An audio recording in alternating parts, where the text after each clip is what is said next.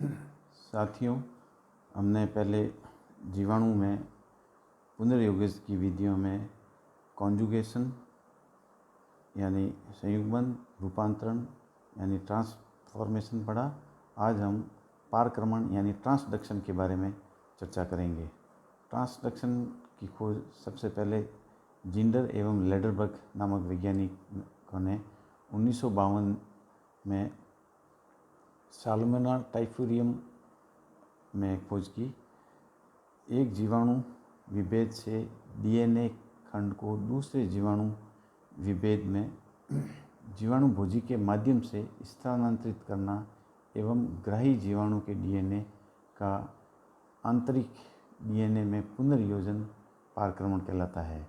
जनन प्रक्रिया के आधार पर जीवाणु भोजी दो प्रकार के होते हैं, उग्र जीवाणु भोजी एवं संयत जीवाणु भोजी। उग्र जीवाणु भोजी लयनकारी चक्र द्वारा जनन करते हैं। ये जीवाणु भोजी जीवाणु कोशिका में प्रवेश करके स्वयं बहुगुणित हो जाते हैं तथा जीवाणु कोशिका को नष्ट कर देते हैं। उदाहरण टी जीवाणु भोजी एवं लैम्डा जीवाणु भोजी। जबकि संयत जीवाणु भोजी लयनजनक चक्र यानी लाइसोजेनिक साइकिल द्वारा जनन करते हैं। ये जीवाणु भोजी जीवाणु कोशिका में प्रवेश कर उसके डीएनए के साथ संलयित हो जाते हैं। इसे प्रोफेज अवस्था कहते हैं, यानी जब वायरल डीएनए या जीवाणु भोजी का डीएनए जीवाणु के मुख्य डीएनए के साथ जुड़ जाता है तो उस अवस्था को हम प्रोफेज अवस्था कहते हैं। ये कई पीढ़ियों तक जीवाणु डीएनए के साथ बिना कोई नुकसान पहुंचाए बहुगुणित होते रहते हैं। उदाहरण कॉलीफेज P1 लयनजनक जीवाणु भोजी ये जीवाणु में पारक्रमण करते हैं, न कि लयनकरण जीवाणु भोजी। जीवाणु भोजी पारक्रमण दो प्रकार का होता है, सामान्यकृत पारक्रम या इसको हम जनरलाइज ट्रांसडक्शन कहते हैं, और विशिष्ट पारक्रम यानी स्पेशलाइज्ड ट्रांसडक्शन। चित्र की सहायता से हम इसको और विस्तार से समझते हैं। जीवाणु भोजी या लैम्डा फेज जो एक टैडपोल शेप में होता है, उसका षटकोणीय हेड होता है या ऊपरी हिस्सा होता है, पीछे टेल या पूंछ नुमा हिस्सा होता है। ये लैम्डा फेज वायरस या जीवाणु भोजी जब ई कोलाई बैक्टीरिया की कोशिका पर संक्रमण करता है तो इसका आवरण बाहर रह जाता है और इसका डीएनए कोशिका के अंदर प्रवेश कर जाता है।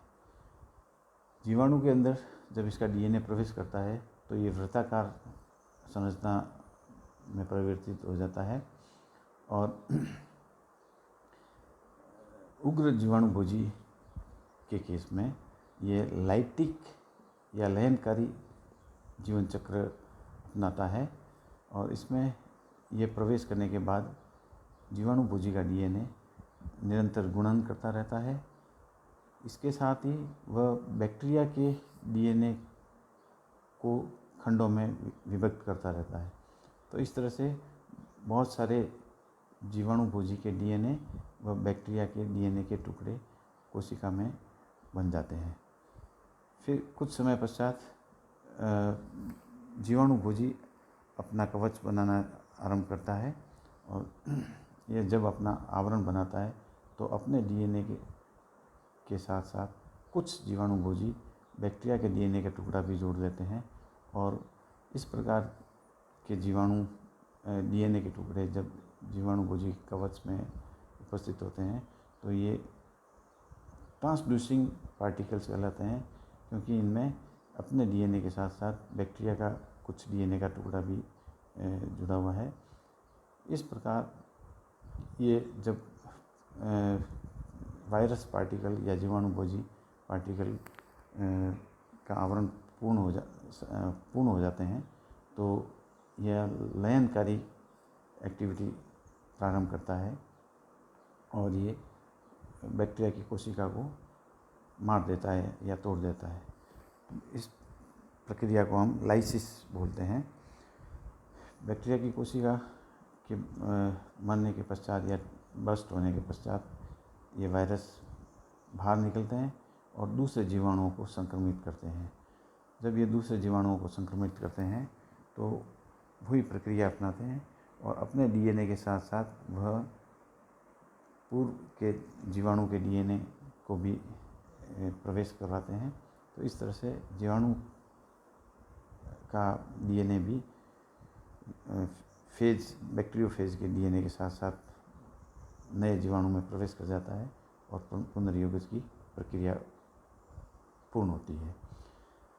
लयनकारी चक्र में, क्योंकि जीवाणु भोजी के डीएनए के साथ जीवाणु का डीएनए का कोई भी टुकड़ा जुड़ सकता है, तो इसमें कोई विशेष डीएनए का टुकड़ा नहीं जुड़ता है।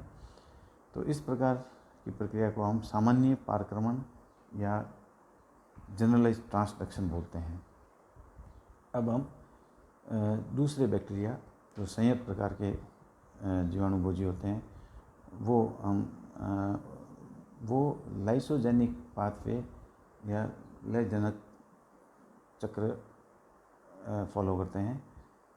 इस प्रकार के जीवाणुभोजी जब बैक्टीरिया इकोलाई की कोशिका पे संक्रमण करते हैं तो उनका डीएनए जीवाणु के अंदर प्रवेश कर जाता है।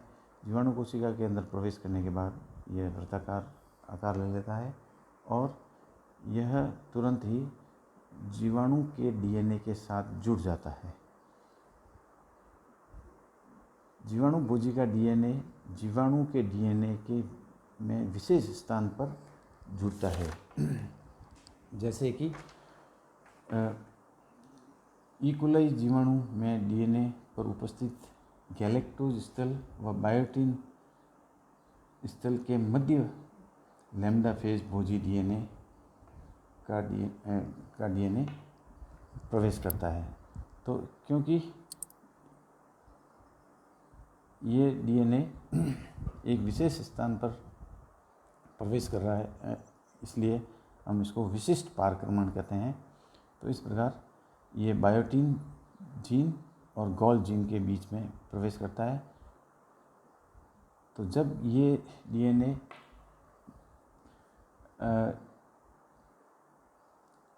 इस जीवाणु के डीएनए से पृथक होगा तो अपने जहाँ से ये जुड़ा था एग्जैक्ट वहाँ से नहीं टूटकर ये कुछ दूसरे स्थान से टूटता है। तो इससे वह अपने साथ बैक्टीरिया के कुछ जीन ले जाता है और इस जो बायो जीन या गॉल जीन के आसपास के होंगे। तो ये जब नए जीवाणुओं को संक्रमित करेंगे, ये जीवाणुभोजी जब नए जीवाणुओं को संक्रमित करेंगे तो उसमें विशेष जीन नए जीवाणु में प्रवेश करवाएंगे, इसलिए इसको हम विशिष्ट पारक्रमण कहते हैं। तो इस प्रकार हमने देखा कि दो जीवाणुभोजी दो प्रकार की जीवन चक्र फॉलो करते हैं, लाइटिक और लाइसोजेनिक। तो जब जीवाणुभोजी का डीएनए जीवाणु के डीएनए से जुड़ा होता है, इस अवस्था को हम प्रोफेज अवस्था कहते हैं। तो इस प्रकार हम पारक्रमण को सामान्य पारक्रमण और विशिष्ट पारक्रमण कहते हैं। धन्यवाद।